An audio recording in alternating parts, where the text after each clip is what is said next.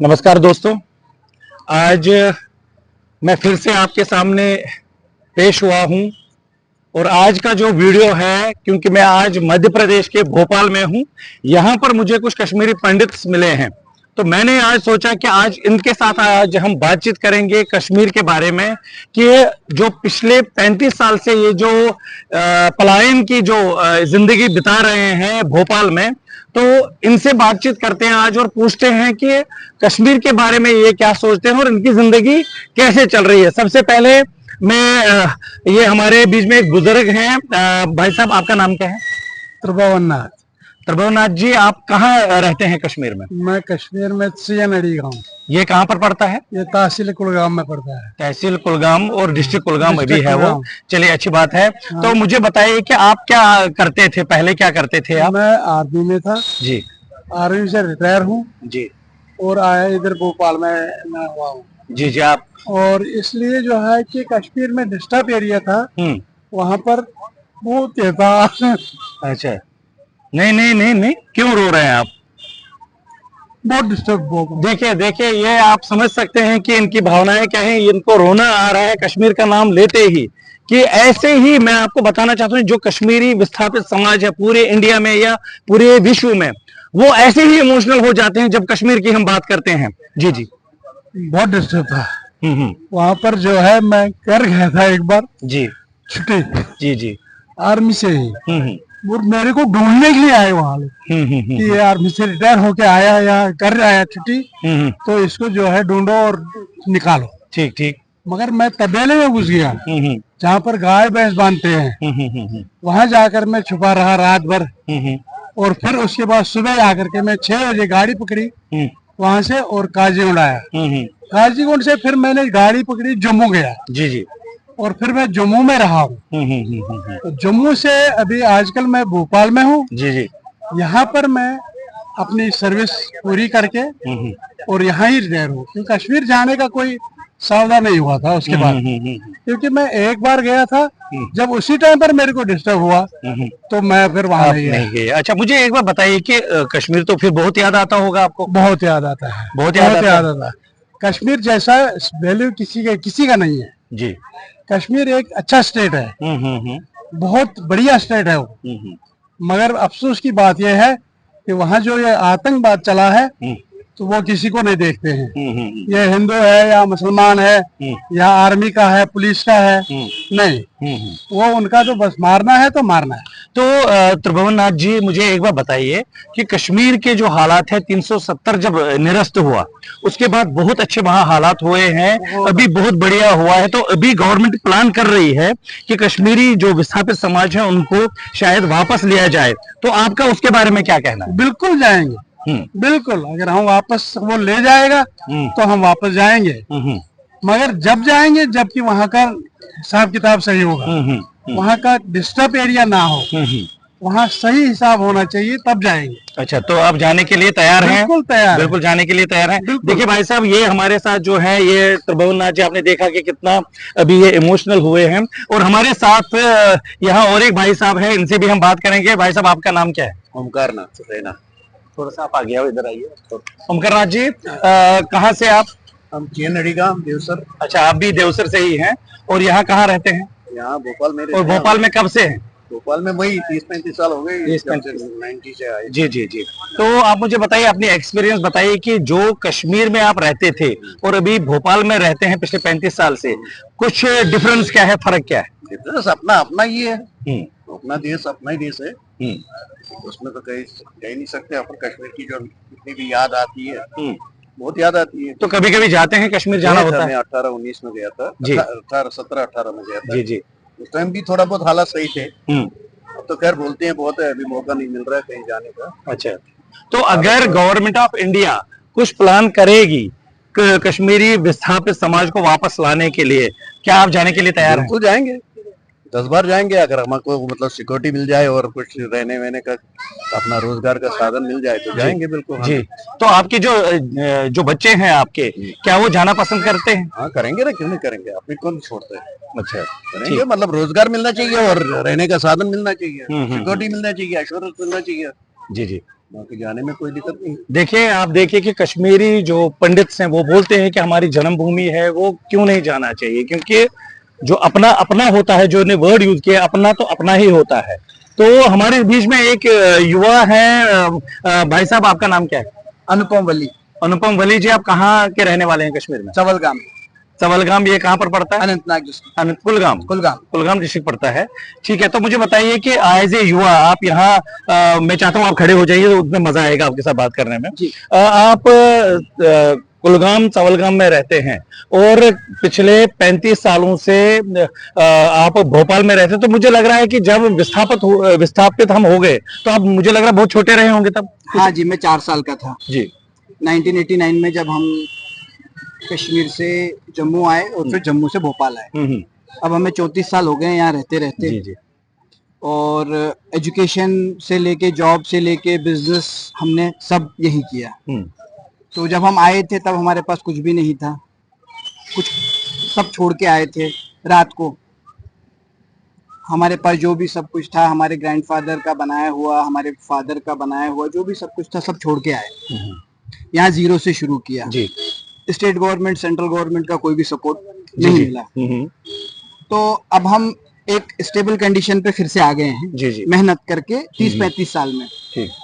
अब आप कह रहे हैं कि कश्मीर वापस ले जाएंगे, तो कौन लेगा गारंटी कि हम वहाँ पे सेफ हैं? जी जी जी। मैं यहाँ पे सब कुछ छोड़ के वहाँ चला जाऊँ, वहाँ पे क्या गारंटी है मुझे बिजनेस में हेल्प मिलेगी, मुझे जॉब मिलेगी?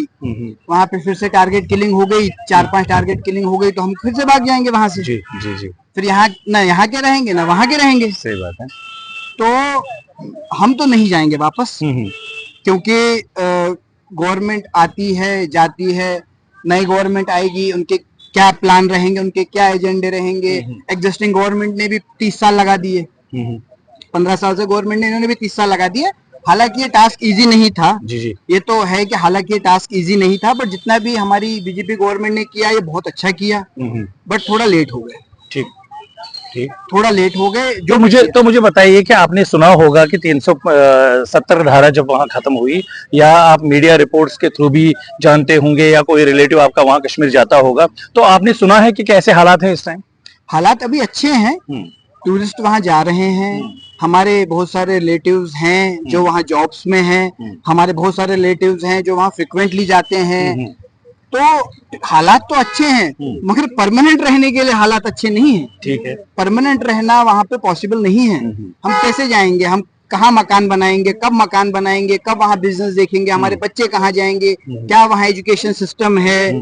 जो वहाँ रह रहे हैं उनके लिए ठीक है, बट अब यहाँ से फिर से हम छोड़ के वहाँ जाएंगे, वो पॉसिबल नहीं है। तो मुझे बताइए कि आपकी कोई प्रॉपर्टी है अभी वहाँ, की जमीन आपने बेची है या है अभी? नहीं, हमारे पास वहाँ कोई प्रॉपर्टी अच्छा, अभी कोई नहीं है। जो भी थी वो आपने बेची है। अगर गवर्नमेंट कुछ साधन देती है, मैं ये नहीं कहूंगा कि, क्योंकि सभी अब यहाँ से उठ के, जैसे आप बता रहे हैं कि निकलेंगे वहां चले जाएंगे, वहां के लिए हमारे लिए खाने का बंदोबस्त, सिक्योरिटी का बंदोबस्त, फिर से जीरो से शुरू करना, वो तो पॉसिबल नहीं है। लेकिन अगर गवर्नमेंट कुछ प्लान करती है, तो क्या आप आहिस्ता आहिस्ता वहां अपनी प्रॉपर्टी को संभालेंगे, या अपने जो गवर्नमेंट व्यवस्था देगी, तो आहिस्ता आहिस्ता आप जाने के बारे में सोच सकते हैं क्या?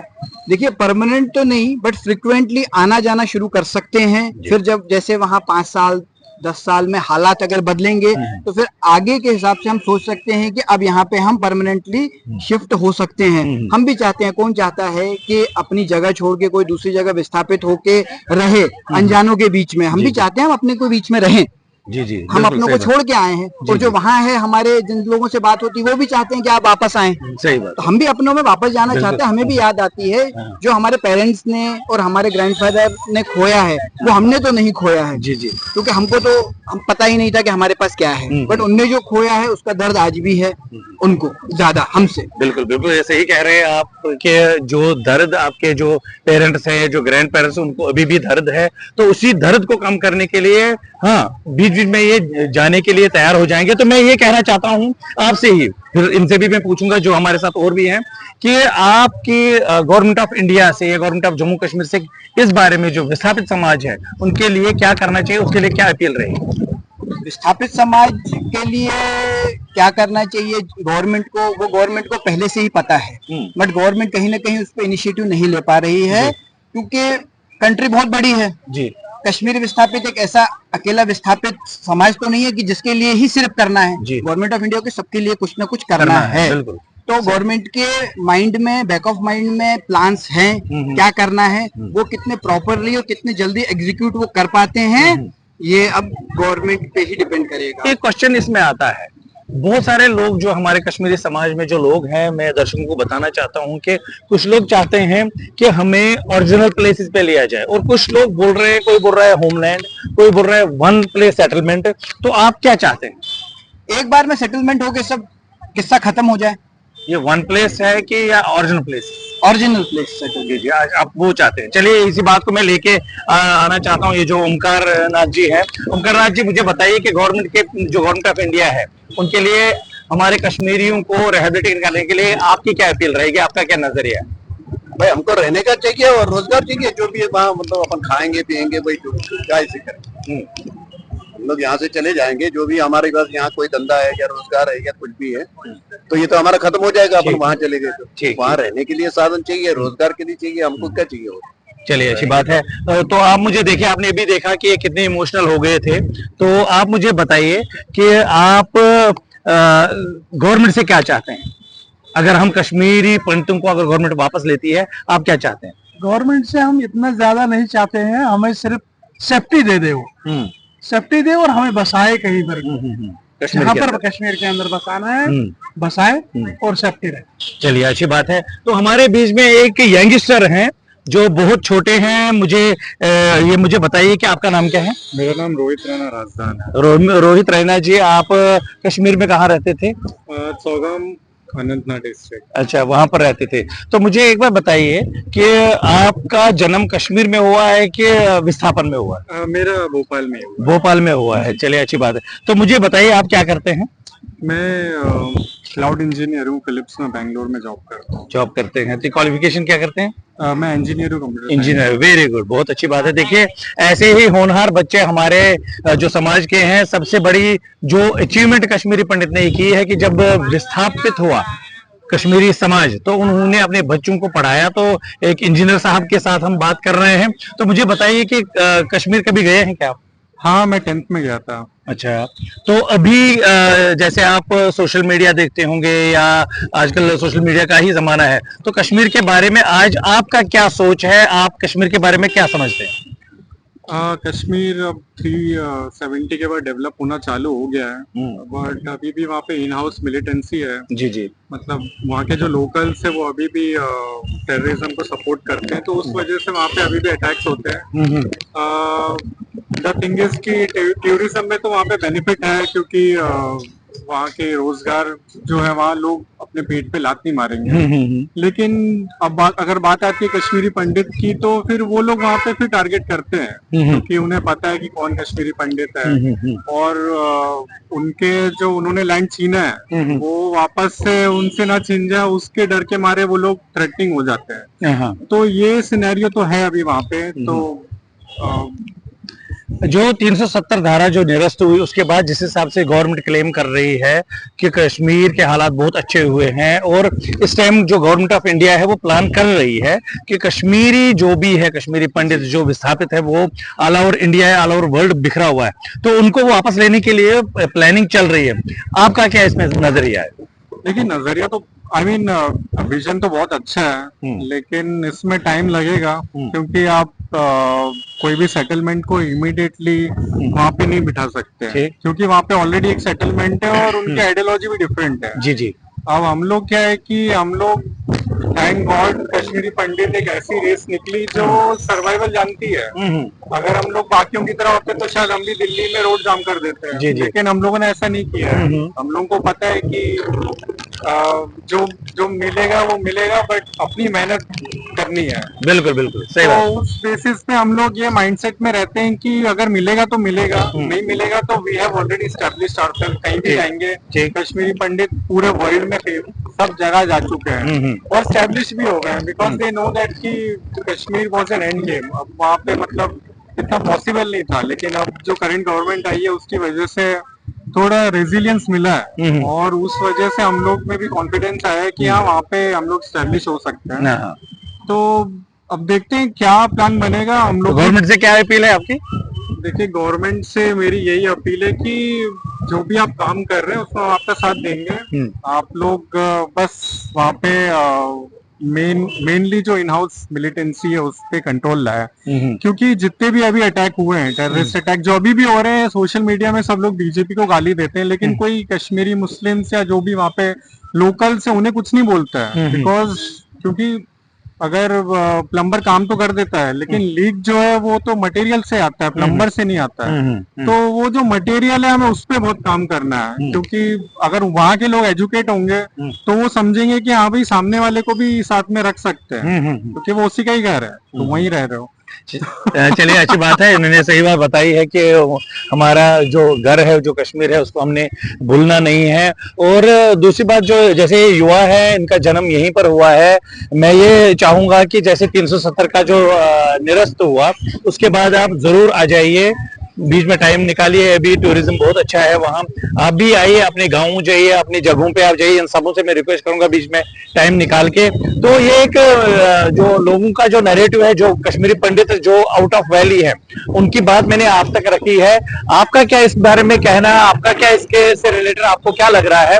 आप जरूर कमेंट करें और हमें बताएं कि आपको ये जो हमने ये जो इनसे बातचीत की कैसी लगी। कमेंट के साथ आप सबों का बहुत बहुत धन्यवाद। नमस्कार।